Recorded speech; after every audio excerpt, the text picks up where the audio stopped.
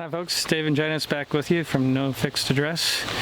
This is the third video in a 3-video series on installing hydraulic disc brakes on our trailer.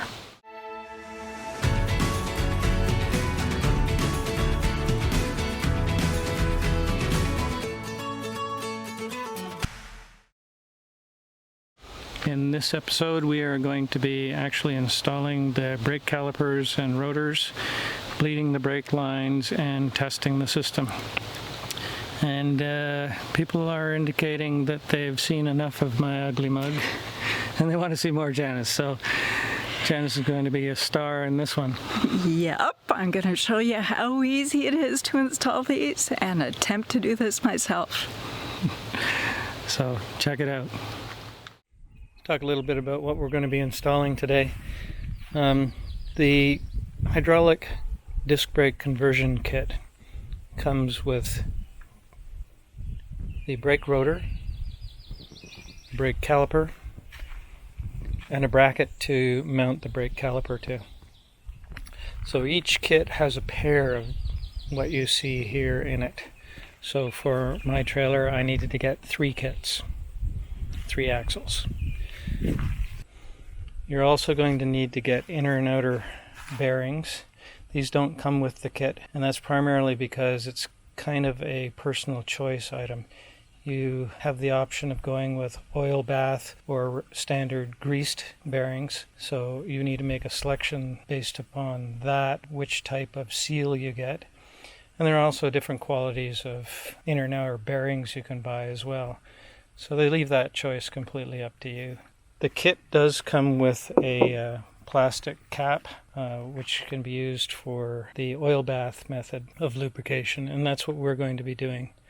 I like the idea of the oil bath because we'll be able to see instantly if there's enough lubrication there. With the grease type, you don't really know. You just kind of blindly add more grease every once in a while and hope that there's enough in there. So I'm looking forward to this system instead. You're also going to need to get some tubing to use for bleeding the brakes, and we'll show you that later, how that's used. We just picked that up at a big box store. So let's install one of these, see how it's done. Okay, the first step is to obviously remove the wheel. Now we have this side of the trailer jacked up using the leveling system, which is not entirely cool to use it to support the trailer for this kind of work. However, we are going to only be removing one wheel at a time, so that should the hydraulic system fail for some odd reason, we still have 2 wheels on this side to support the trailer.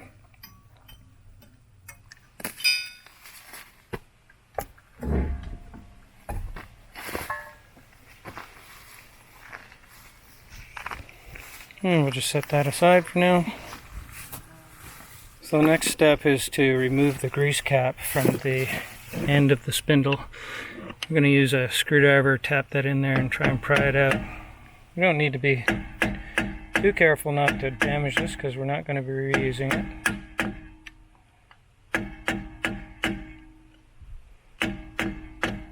You could also try tapping. Yeah, that'll get it started. There we go. And there it is. Like I said, we're not reusing that, so set it aside. Now we need to remove this little retaining clip that's holding the nut in there, and that you just pry off with a screwdriver outwards.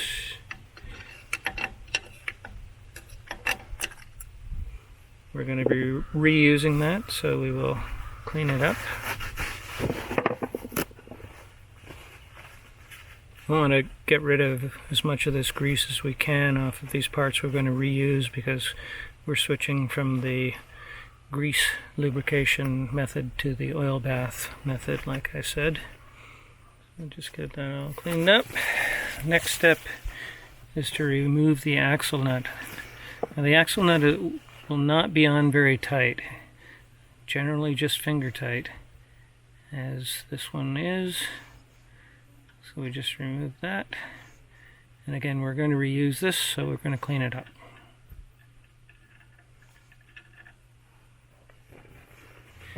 Now there's a flat washer next in there, and it's kind of difficult to get out because it's a very tight fit on the threaded part there. So if it gets sideways at all, it will kind of bind. So it needs to come out fairly straight. And again, we're going to clean this because we're going to reuse it. Now the next thing you see in there is the outer bearing. We are not going to be reusing that. So we're going to put the cap back on. And that'll just retain that in there when we pull the brake hub right off of here. We'll just tap that back into place.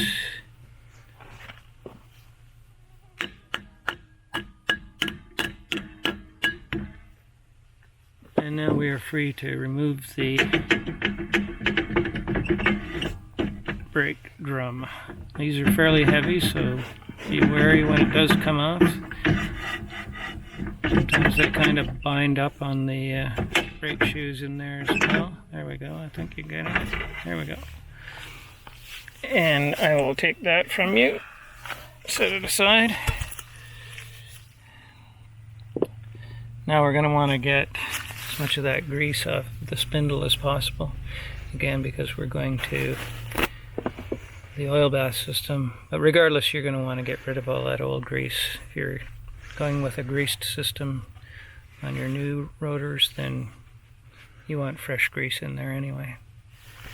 Next, there are 5 nuts in there that are holding the remainder of this brake assembly onto a flange that's welded to the end of the axle. We have to remove those 5 nuts and keep them because we're going to reuse them. That's going to take a 9/16 inch wrench. We're going to use a socket wrench. These can be fairly tight. One of them is right behind a little cable that's in there. It can be a bit of a pain because it keeps catching the socket.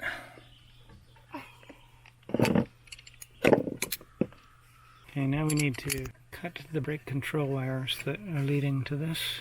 Ones that go up to the trailer have already been cut, but we need to cut the ones that come back from the trailer to the brake itself. They are in behind there.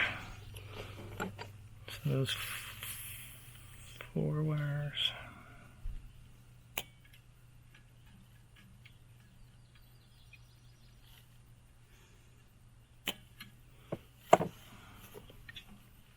Good, now we should be able to remove the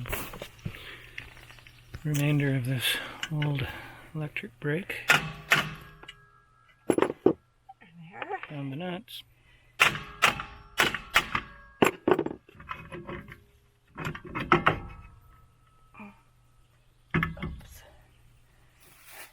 So now we're just going to tie a knot in that wire. That wire goes into the axle tube and across to the other side. So we'll just leave that in there in case some future owner decided they want to go back to electric brakes. The wires will be there for them.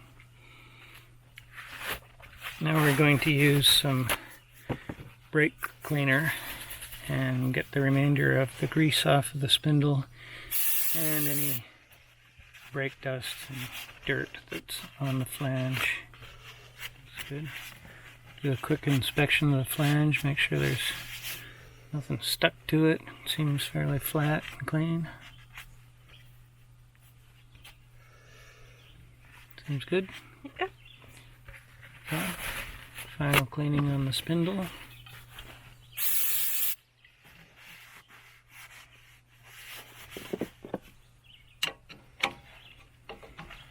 There's just a bit of grease in around the grease fitting on the end of the spindle that Janice is digging out of there. So next step is to install the bracket that will hold the brake caliper. So the caliper bracket is installed so that the side that's labeled outside is facing you here, and the part that's in Janice's right hand there needs to be facing the rear of the trailer. So that would be the 3 o'clock position on the left hand side of the trailer and the 9 o'clock position on the right hand side of the trailer. I'm going to use a torque wrench with a 9/16 inch socket and torque these to 35 foot-pounds. If you don't have a torque wrench, this is a great time to go and buy one, because you're saving all this money doing this yourself. You owe yourself a reward. Seriously though, torque wrenches are not that expensive. You could get away with not using one here, but there'd be a bit of guessing involved as to how tight to make these. I have a torque wrench already, so I'm going to use it. Or rather, Janice is going to use it. Going in a star pattern here, just like you would putting a wheel on a tire.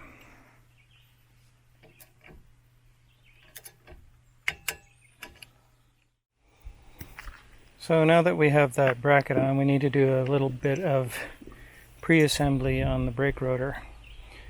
And by that I mean we need to install the inner bearing and the oil seal. So Janice is pre-lubricating the inner bearing right now with a bit of the oil. And then that just drops down in there. The race is already in there. It comes pre-installed, so we don't have to worry about that, which is good. Now the trick with installing these seals is to make sure that they go in nice and straight and the right side out. If you look closely at these things, on the inside there is an open groove, and on the outside it looks quite sealed. So it's obvious we want the quite sealed side to be on the outside. That's the side we're looking at there now. Janice is just going to put a little bit of oil on the rubber seal just to make sure that when we do put that on the spindle it slides on nicely. So, like I said, this has to be pressed in there straight, and none of us has the appropriate tools for that, so fortunately a hammer and a block of wood works quite well to do this. You just have to take care not to put it in on an angle, to work it so that it's going in straight. See one side a little lower than the other, then we'll tap on the high side.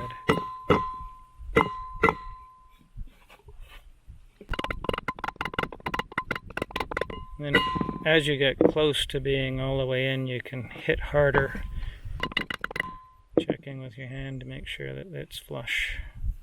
Looks good. Okay, that's ready to install.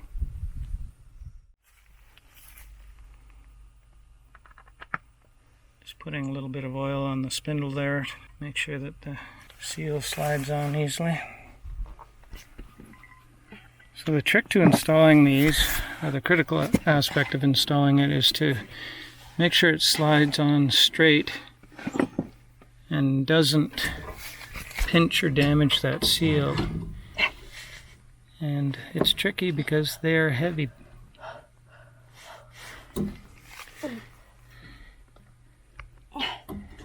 Board if you need to. I just don't know why I can't get it to go beyond. There, you got it. Alright. Alright, so now that it's on there, it's going to want to fall back off, so we have to hold it while Janice installs the outer bearing. She has pre-lubricated that, and if it goes on a little crooked, it might bind, so make sure you push it in very straight. That's good.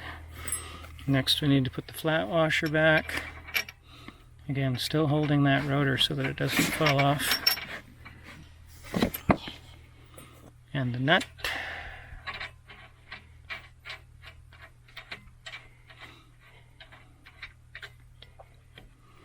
Now we're going to use a socket wrench to tighten this nut on.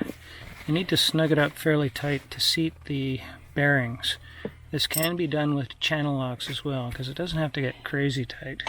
We just happen to have a socket that fits, so we are using it.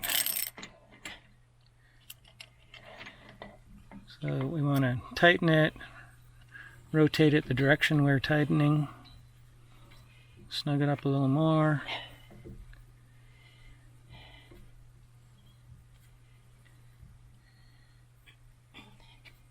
Try rotating that so you're pushing down, you'll have better leverage.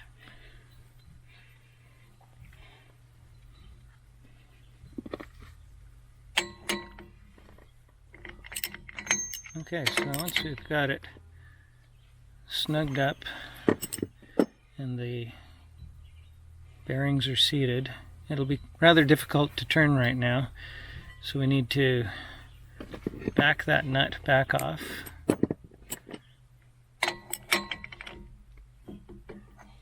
And then just snug it up a little bit. And then we're going to check the rotor to see if there's any play. So I'm wobbling it back and forth, listening for any play. That sounds good to my ear. So now we're ready to put the retaining clip back on. And this is what keeps that nut, which is not on there real tight, from backing itself off, which would be disastrous. So if that doesn't line up quite well enough, you have the option of turning the nut a little bit more on. Looks like you're going to have to do that, just ever so slightly.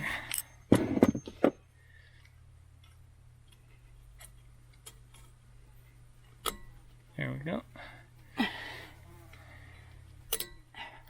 Perfect. Alright, now we need to pre-lubricate the O-ring on the cap that we're going to screw in there.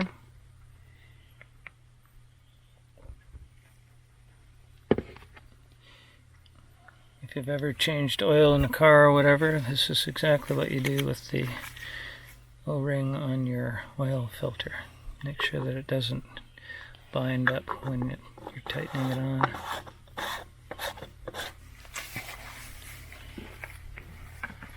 Now we'll just use channel locks to snug that up.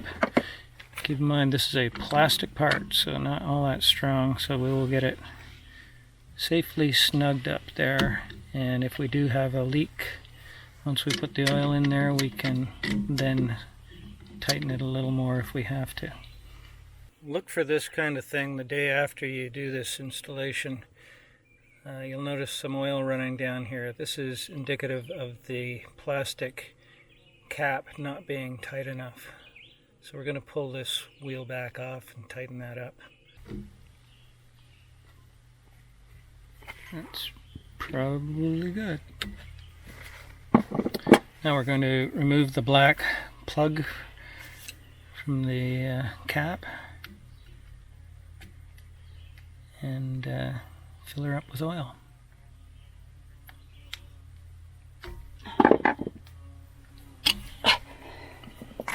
Don't break a nail.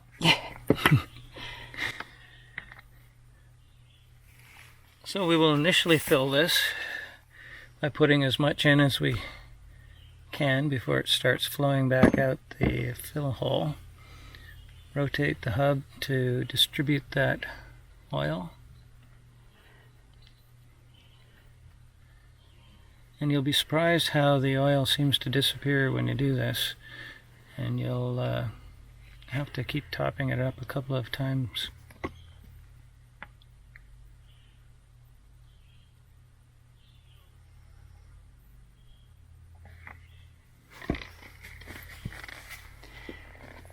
We'll just leave it like that for now while we install the brake caliper. Each caliper comes with 2 slide pins that need to be pre-lubricated with brake lubricant. So that's one there that Janice is holding. She's going to pre-lubricate that with a little bit of this brake lubricant. This is a silicone-based lubricant. You can pick it up at any auto parts store. Just tell them that you need brake lubricant for slide pins, and they'll know what you're talking about. So we put a bit of that on there, and we do the same to the other pin. The top pin on these calipers is going to have to be pre-inserted, and that's because if you don't do that, you're not going to be able to insert it because the leaf spring is going to be in the way. Janice has got that one pre-inserted. Slide it in.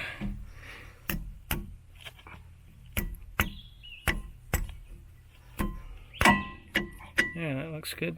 So now you have to sort of fiddle around and get that bolt lined up with the hole and get it started. You won't be able to turn it in very far by hand because it's got thread locker on it. But you should be able to tell once it's started, because it'll get hard to turn. Now we can install the bottom one.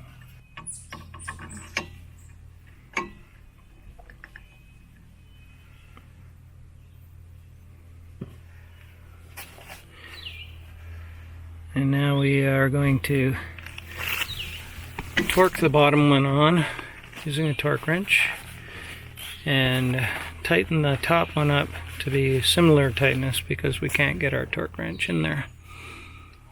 This is going to take a 1/2 inch socket, and we're going to torque this to 45 foot-pounds.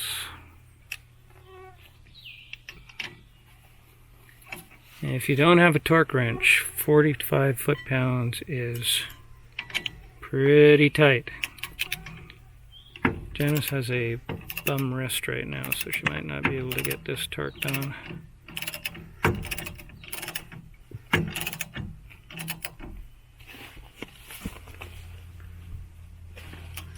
It's an awkward angle, hard to get to. Oh, you got it. I heard it click. Good job. The top one we're just going to do with an open-end wrench.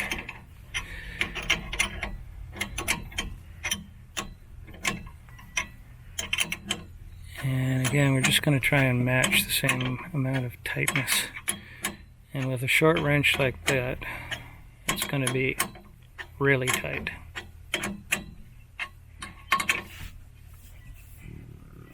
Okay, I'll finish that off. I don't want you hurting your wrist any more than you did already. Okay, now that we've got that on, we will just go ahead and fasten the new brake line to the back of it. Just finger tight at this point and worry about final tightening when we get ready to bleed the brakes. So there's a little red cap back there that is keeping dirt out of the fluid inlet on the brake caliper. Just have to screw that out. Remove the dust cap off the brake line. You should be able to look down on there and get it lined up and screw it on. Good. Alright, now notice the oil level. Remember I said the stuff, you'll be amazed how much it disappears. How much that's dropped down, and it's not leaking out, it's just finding its way into all of the surfaces in there. So we're going to top that one up again one final time here. This is what I love about this oil bath system. You just, at a glance there, we can see, is there enough oil in there or not. And we're going to put the cap back on. Sometimes you need to kind of poke it with a screwdriver. Great. Alright, that's it. Only thing we have to do now is put the wheel back on and do that 5 more times. Alright, good job. Now that we've got all of the brake calipers and rotors installed, it's time to start bleeding the system. So I've gone ahead and tightened up all of the fittings on the brake lines, and now I'm going to fill up the reservoir on the pump with DOT3 brake fluid and start the bleeding process. Before you start bleeding the brakes, find yourself a plastic water bottle or something like that you can drill a hole in the cap and insert your bleeding tube into. bleeding tube is 1/4 inch inner diameter, 3/8 outer diameter. So I just drilled a 3/8 inch diameter hole in this cap. If you can, find a fairly stiff water bottle. It'll make life easier for you. So the first step in bleeding the brake system is to get the air out of the pump. There's a port on the top of the pump here that you can hook your bleeder tube up to. So I got the water bottle set back there, connected on here. Loosen that up first before you put that on there. Now I'm going to get Janice to turn the pump on and we should see fluid come up out of there. Go ahead. Off. Okay, so you saw the fluid came out, and once the air bubbles stopped, I got Janice to turn it off. Now we just snug that up and let the rest of that drain into the bottle. Now we go to the furthest break and start bleeding there. There are 2 bleeder valves on each brake. One on the top, one on the bottom. We always want to be bleeding from the topmost one because obviously the air in the system wants to rise. So we bleed out the top. And what we're looking for is to have nice, clear, bubble-free fluid flowing out of this top bleeder valve. You have to make sure that you don't run the pump too long though, allowing too much fluid to bleed out of here because the reservoir in the pump is not that big and you don't want it to run dry because that'll put more air into the system. So especially on the first one, you want to go in small steps, bleed some fluid out, close it, turn the pump off, add more fluid. Do that over and over again, a little bit at a time. So I'm just going to show you what it looks like once you've got the clean, clear liquid coming out. You have to kind of hold this tube on here because there isn't much for it to bite onto. So I just hold it there. And I'm going to get Janice to turn the pump on. Then I'll crack this open with a 5/16 wrench.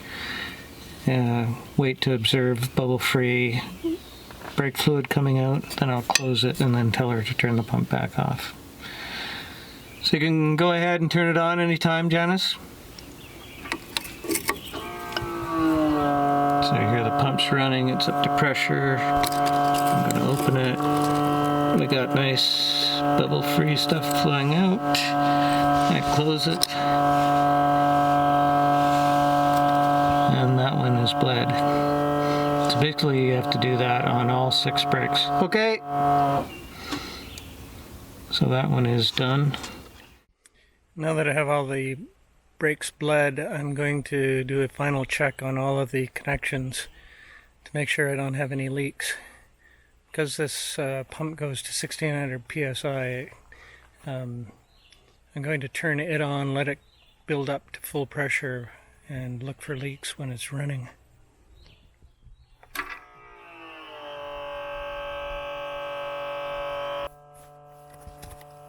So basically all I'm doing is checking each of these connections, make sure there's no fluid leaking from them. This one here looks good, so I'll go ahead and close up the belly here and put this wheel back on, take the next one off and continue along. There's a look at the tools we used in this 3rd phase of the project. And like phase 1 and phase 2, there's nothing real special here. We did talk about the torque wrench in the video, and that's something that is recommended but optional. Other than that, everything here is quite standard. So we did about a 3-hour drive today to our RV dealership. We're on our way back now. It was a good opportunity to test the new brakes, and so far I'm seeing it as a huge improvement over the electric brakes. I used to run the electric brakes at full gain setting of 10 on our truck, and I've got these set down at 7 right now, and I'm not sure if even that's too much. But we are finding that when we put the brakes on, the whole rig is stopping much more quickly and firmly than it ever has in the past. So is the trailer working too hard right now? I'm not sure. Maybe I'm just used to the way it didn't work hard before. So it's going to take some playing around to figure that all out. But so far, I gotta say, they really seem to be working great. One thing I should mention is there is a slight lag when you apply the brake in the truck and feel the brakes in the trailer start to kick in. Looking online at graphs of that lag, it looks like it's about a 0.4 second lag from what the manufacturer has measured for the hydraulic pump. And you can definitely feel that, but I don't think it's a bad thing. It's actually kind of comforting that you apply the brake and then you can feel the trailer start to work as well. It kind of gives me a little extra confidence that I know those brakes are working back there. So that wraps up number 3 in the series. The brakes are installed, they're working great. Really impressed with them so far. Yes. We had a lengthy test drive on them, a couple of 3-hour drives, and they worked great. One of the things I was curious about when we first started doing this is, would I be saving some weight, or would these things be heavier? Weight is always an issue on a trailer like this. Yeah. And we're always looking for ways to shave a pound off here and there. So I was hopeful that this would be a little lighter, but as it turns out, no. We just measured like the old brake parts that we took off, and they were 22.6 pounds per wheel. And the new ones were 24.1 pounds per wheel, and that doesn't include the weight of the lines, the brake lines, or the hydraulic pump, and I'm not sure what they weigh. I can't see it being a whole lot. Yeah, so But oh no, not a huge increase, but a few more pounds there. Yeah, so was it worth it? I would say yes, definitely. definitely. I just feel much more confident when I put the brakes on. Yes. Yeah, because we would never know. Sometimes the old trailer brakes were great. Sometimes they didn't. You just didn't know. And when I put the brakes on during the test, could you feel them working? Oh yes, definitely. Because I sure could. Yes. But I'm applying the brakes. So Nope. I'm expecting the feedback. Yeah. Yes, certainly could feel it. So the work that we showed you in this video took us about 8 hours to perform. It was the most work of all 3 of the different phases, but that 8 hours also includes video. Yeah. And a lot of retakes and that kind of stuff. So. And it was the dirtiest, but Yeah, you look good with grease under your fingernails. You still got some. I do. So, did you have fun doing it though? I did. It was a lot of fun. It some of the components were heavy, heavier than I was anticipating. Some of the nuts and bolts and all that stuff was a little hard to get off, but Oh, you did great. yeah, it's not complicated. No, it's very straightforward, and like you said, not complicated. And if you just follow along what we did, you'll see that there's no rocket science here. So yeah, I'd say people with general handyman skills, And basic handywoman tools. skills, And basic tools. and basic tools could do this. So anyway, that wraps up this video series. I hope you enjoyed it. If you did, please give us a thumbs up and subscribe to our channel if you haven't already. Hit the notification bell for new videos. And if you have any questions or comments, please leave them in the comment section below. We love hearing feedback, and we try to answer any questions as they come up. So thanks very much for joining us. Now it's time for us to enjoy a whitewater brewery all together. And cheers, everyone. Cheers.